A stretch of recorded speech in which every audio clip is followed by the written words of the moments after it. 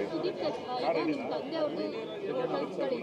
So ನಿಮ್ಮದೇ ಆದಂತ ಒಂದು ಹೋಟೆಲ್ ಮಾಡಬೇಕು, ಅದರಲ್ಲಿ ನಿಮ್ಗೆ ಇಷ್ಟ ಆಗುವಂತ ಫುಡ್ಗಳನ್ನ ಜನರಿಗೆ ಕೊಡಬೇಕು, ಅದರ್ವೈಸ್ ಯಾರಾದರೂ ಇದೆಯಲ್ಲ ನಮ್ಮ ಹುಡುಗರೆಲ್ಲ ಮಾಡಿದ್ದಾರೆ, ಹೋಟೆಲ್ಸ್ ಮಾಡ್ತಾ ಇದ್ದಾರೆ, ಇವ್ರು ಮಾಡ್ತಾ ಇದ್ದಾರೆ.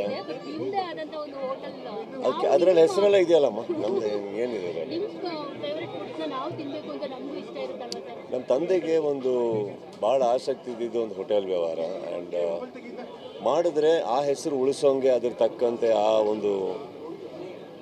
ಒಂದು ಯೋಗ್ಯತೆಗೆ ನಾನು ಮಾಡಬೇಕಾಗತ್ತಮ್ಮ. ನನಗೆ ನನ್ನ ತಂದೆಗಿರುವಂಥ ಒಂದು ಅರ್ಹತೆ ಆ ಹೋಟೆಲ್ ವ್ಯವಹಾರದಲ್ಲಿ ನನಗಿದೆ ಅಂತ ನನಗೆ ಗೊತ್ತಿಲ್ಲ. ಅಟ್ಲೀಸ್ಟು ಆ ಹೋಟೆಲ್ ನಡೀತಾ ಇದ್ದಿದ್ದೇನೆಂದರೆ ಹೊಟ್ಟೆ ತುಂಬ ಊಟ ಹಾಕೋರು ಅಂತಂದರೆ ಅದನ್ನು ನಾನು ಮನೇಲೇ ಮಾಡ್ತಾಯಿದ್ದೀನಿ.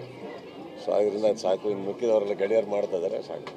ಸರ್, ಇನ್ನು ಲೋಕಸಭೆ ಎಲೆಕ್ಷನ್ಸ್ ಬರ್ತಾ ಇದೆ. ಈ ಸರಿನೂ ಸುದೀಪ್ ಅವರನ್ನ ಎಲ್ಲ ಜಿಲ್ಲೆಗಳಲ್ಲೂ ಸ್ಟಾರ್ ಕ್ಯಾಂಪೇನ್ ಆಗಿ ನೋಡ್ಬೋದಾ ಅಂತ? ನನಗೆ ಸದ್ಯಕ್ಕೆ ಯಾರೂ ಏನು ಅಪ್ರೋಚ್ ಮಾಡಿಲ್ಲ ಅಂತ. ಸೊ ಲಾಸ್ಟ್ ಟೈಮ್ ಹೋದಾಗಲೂ ನನಗೆ ಯಾವ ವಿಚಾರವಾಗಿ ಯಾರಿಗೋಸ್ಕರ ಹೋದೆ ಅಂತ ಹೇಳಿದ್ದೀನಿ. ಸೊ ಎಲೆಕ್ಷನ್ಗೂ ಇಲ್ದಿದ್ರು ನಾನು ಸ್ವಲ್ಪ ದೂರನೇ. ಬಟ್ ಇವತ್ತವರೆಗೂ ನನಗೆ ಯಾರು ಕರೆದಿಲ್ಲ. ಆ್ಯಂಡ್ ಸದ್ಯಕ್ಕೆ ನಾನು ಈಗ ಆಲ್ರೆಡಿ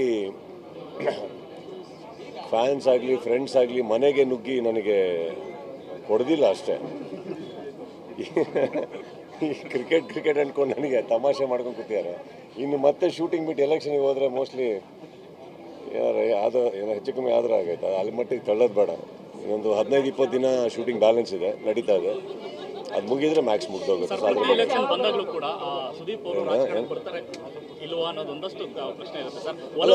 ಒಂದು ಹೇಳ್ತೀನಿ, ಇವಾಗ ಹೋಟೆಲಿಗೆ ಬರ್ತಾರೋ ಬರಲಿಲ್ವ? ನಾನು ಬರ್ತೀನಿ, ಬಂದಾಗ ಗೊತ್ತಾಗುತ್ತಲ್ಲ. ಬಂದರೆ ಬರಲಿಲ್ಲ ಅಂದರೆ ಬಂದಿಲ್ಲ ಅಂತ ಅರ್ಥ.